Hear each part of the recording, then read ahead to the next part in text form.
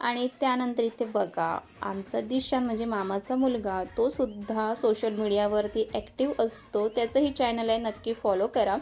आणि समोर टेबलावर हे सगळं खाण्याची वस्तू असेल तर स्वतःला आवरणं खरंच खूप कठीण असतं. आणि त्यानंतर आम्ही सगळ्यांनी टेबलावर जे काही होतं त्याच्यावरती ताव मारला आणि इतकं टेस्टी होतं ना, खरंच खूप जास्त आवडलं.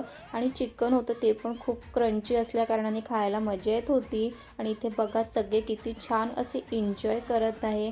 आणि आमच्यासोबतच मामाचा दुसरा मुलगा म्हणजे धवल, तो सुद्धा येणार होता, पण त्याला बरं नव्हतं आणि त्यालासुद्धा आम्ही खूप जास्त मिस करत होते.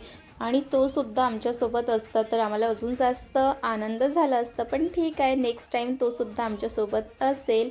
आणि इथे मस्त आम्ही ना बर्गर एन्जॉय करत होते. आणि बर्गर खायला तर खरंच एक वेगळीच मज्जा असते. तुम्हाला सुद्धा आवडतं का हे नक्की कमेंटमध्ये सांगा.